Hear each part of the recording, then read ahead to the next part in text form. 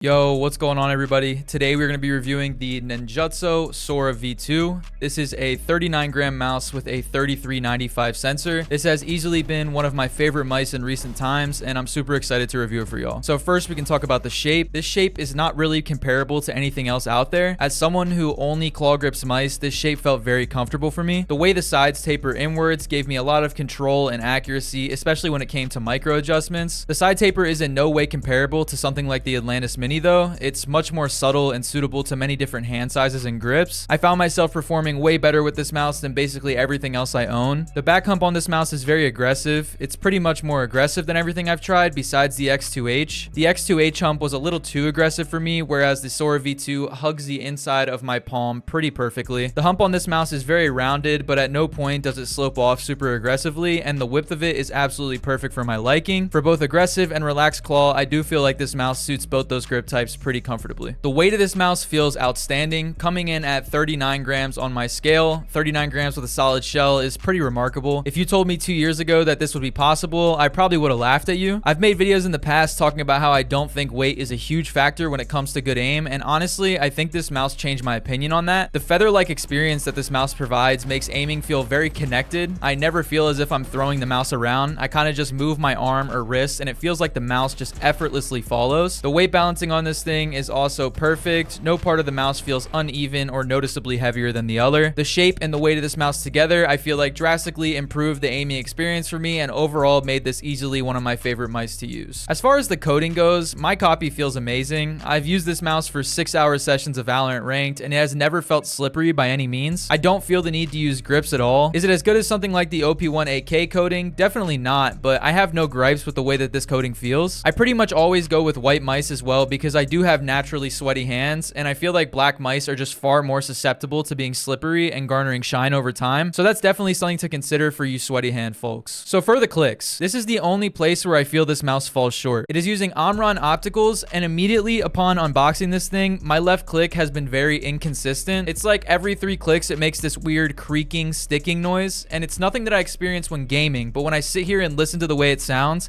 it kind of makes me cringe. I'm gonna see if I can click it into the microphone and you guys can kind of hear what I'm talking about. I clicked the mouse decently far up on the clicks, but when clicking towards the end of them, it does give this mushy experience. It almost feels as if there's more pre-travel when clicking lower down on the clicks. And speaking of pre-travel and post-travel, my copy has little to no pre-travel on mouse 1 and 2.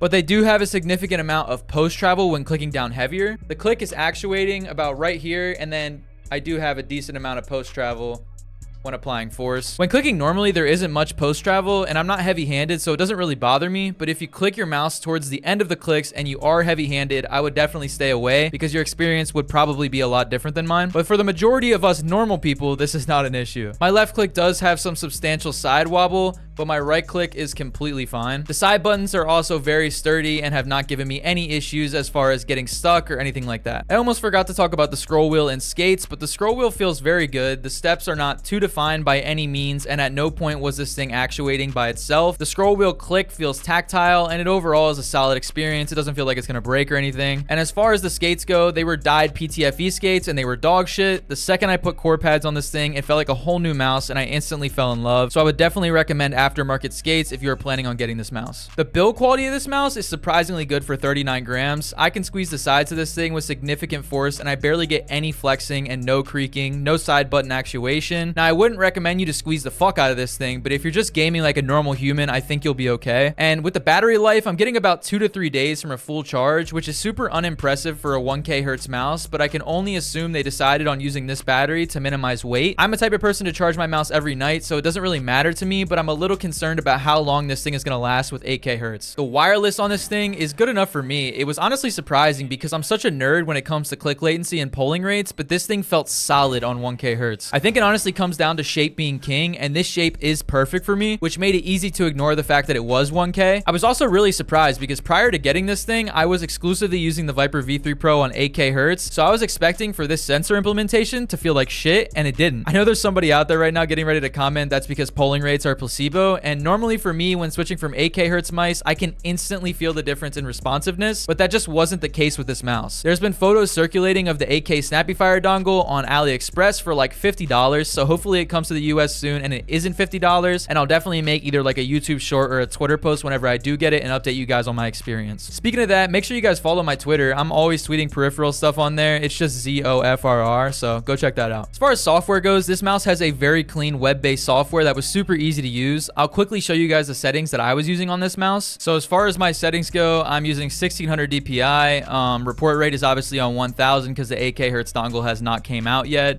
System mode, I use competitive. LOD, I'm using low, and I never use motion sync on any of my mice. More companies need to start using web-based softwares. I think it's getting more and more popular as the months go by, but it's just so nice to be able to plug a mouse in and not have to download any software. So overall, the Sora V2 has made its way to my top 3 alongside the GPX2 and the HTS Plus. I feel that I perform best in game using these 3 mice, but at the end of the day, it is personal preference. Shape is definitely king, and in my opinion, the lowest weight possible without sacrificing quality is always going to be the best. If this video did help you guys in any way, make sure you leave a like and subscribe, and I'll talk to you all in the next one.